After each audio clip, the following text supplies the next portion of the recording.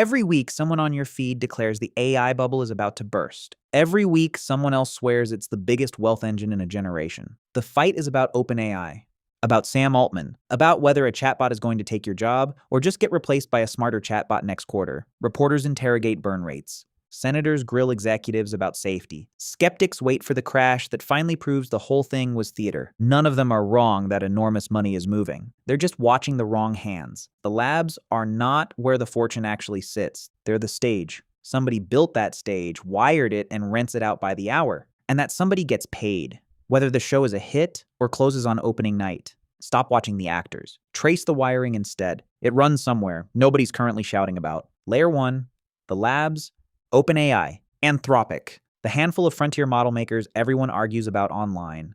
OpenAI is reportedly on pace to lose something like $14 billion this year, nearly triple what it lost the year before. While promising $100 billion in annual revenue by the end of the decade, that gap is what makes headlines. That's the number that gets called delusional. Layer 2, the landlords of compute, Microsoft, Amazon, Google, Oracle. They don't just rent out server space. They buy equity in the labs, then watch that same cash walk back through the door as a purchase order.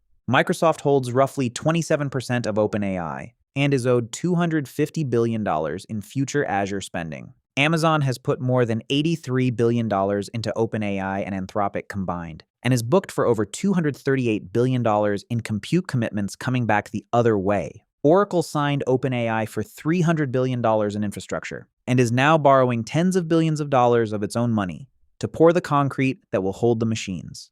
Layer 3. The one company almost every dollar eventually has to pass through, on its way anywhere. Nvidia. Nvidia posted $216 billion in revenue for its last fiscal year. $62 billion of that landed in a single quarter. From data centers alone, every layer above it pays into Layer 3. One way or another. Layer 3 doesn't have to pick a winner in the AI race. It just has to keep shipping chips to whoever's still standing. Watch how tightly the loop closes. Anthropic recently agreed to spend $30 billion on cloud compute running through Microsoft Azure, powered by Nvidia hardware. In the same announcement, Nvidia committed to invest up to $10 billion into Anthropic, and Microsoft committed up to $5 billion more. Money leaves the chipmaker and the cloud landlord, arrives at the lab, then gets spent right back on the chipmaker's own product and the cloud landlord's own servers. 3 press releases, 1 circuit. Here's the mechanism, stripped of the acronyms. A chipmaker invests cash into a lab. The lab spends that cash buying compute from a cloud provider. The cloud provider spends the revenue buying more chips from the chipmaker. The same dollar gets counted 3 separate times in 3 separate earnings reports by 3 separate companies congratulating themselves on growth. Wall Street has a name for it, circular financing. By 2026, analysts were pricing the scale of these interlocking loops at somewhere north of $800 billion. Oracle has its own term worth learning, remaining performance obligations. It's the backlog of contracted future revenue a company reports to look unstoppable to its investors. In Oracle's case, over $500 billion of it, heavily concentrated in a single customer. It isn't cash sitting in an account, it's a promise, tied to a company betting its own current losses will eventually turn into somebody else's revenue. And here's the part that violates ordinary business logic. The chip and cloud layer collects its money up front, on delivery, whether or not the thing being built on top of their hardware ever actually works. Nvidia doesn't need any particular model to be brilliant. It doesn't need a single chatbot to replace a single job. It needs the next order to ship. Its margin, north of 70% on every processor sold into this build-out, quarter after quarter, doesn't move whether the model running on it changes the economy or gets quietly discontinued next year. Compare that to the lab underneath, carrying the reputational risk, the congressional hearings, the "is this all a scam" segments on cable news, while running losses that would sink almost any other company its size, the risk pools at the bottom of the stack, the margin pools at the top. Nobody sat down and designed it this way on purpose. The incentives just kept rewarding whoever sat furthest from the actual product. So why does the public argument stay fixed on the labs? Partly because they're the visible face of it. The app on your phone, the founder doing interviews, the product you can actually touch and judge.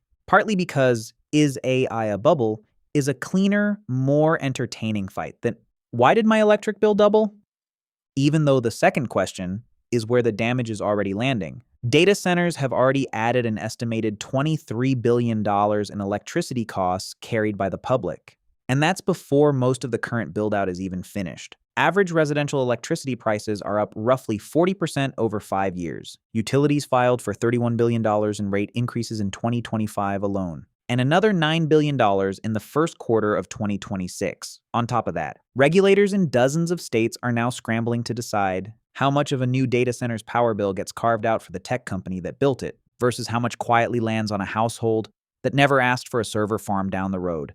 The companies at the very top of this chain, the chipmakers, the cloud landlords, they aren't the ones sitting through a congressional hearing about job losses or getting mocked on a subreddit as a scam. They're the ones signing voluntary ratepayer protection pledges at the same White House holding hearings about the labs. One hand gets the spotlight, the other hand gets the grid. This isn't the first boom built on this exact shape. 2 case studies, a century and a half apart. 1849, California. A man named Sam Brannan heard about gold at Sutter's Mill before almost anyone outside the immediate area did. He didn't grab a pan, he quietly bought up every shovel, pick, and tin container he could get his hands on, then walked through the streets of San Francisco, waving a bottle of gold dust, shouting about the strike to spark a stampede. He marked up his mining supplies by as much as 20 times their normal price, and sold them to every prospector heading for the hills. Most of those miners broke even, or went home poorer than they arrived. Brannan became the first documented millionaire of the entire gold rush, without ever panning a single ounce himself. 2000, the dot-com collapse. The public blamed the flashy startups, the sock puppet mascots, the Super Bowl ad campaigns, the day traders who lost their savings chasing tickers with no revenue behind them. Regulators eventually turned on Wall Street's research analysts. For hyping stocks, their own banks were underwriting, landing on a 2003 settlement that fined 10 major banks a combined $1.4 billion. It read as severe in a headline. It was a rounding error, against what those same banks had already collected in underwriting fees during the boom itself. Fees paid whether the company they floated survived the year or not. The banks kept underwriting new offerings. Most of the dot-coms didn't survive long enough to see the settlement announced. Same shape. Both times, the person taking the biggest swing absorbs all the downside. The person selling the equipment, financing the swing, or writing the paperwork, collects on the way up and walks away clean on the way down. Nobody needs to conspire to make that happen. The position does the work by itself. Strip away the earnings calls and the congressional hearings, and it comes down to one line. Labs spend billions of dollars chasing a product that might not work, and chip makers, cloud landlords, and power utilities get paid whether it does or not. The number worth remembering is 75%. Nvidia's gross margin on the hardware sitting at the center of nearly every one of these circular deals, quarter after quarter, independent of which model wins, which startup folds, or which bubble headline runs next week. Sam Brannan worked this out with picks and tin pans in 1849. No hedge fund or law degree required. Sell to everyone joining the stampede, and it stops mattering who actually finds the gold. The AI bubble might pop, but it might not. Somewhere in Santa Clara, in Redmond, in a fenced-off substation outside a small town whose power bill just doubled. The answer to who actually profits was never really a mystery. It was just never who anyone pointed the camera at.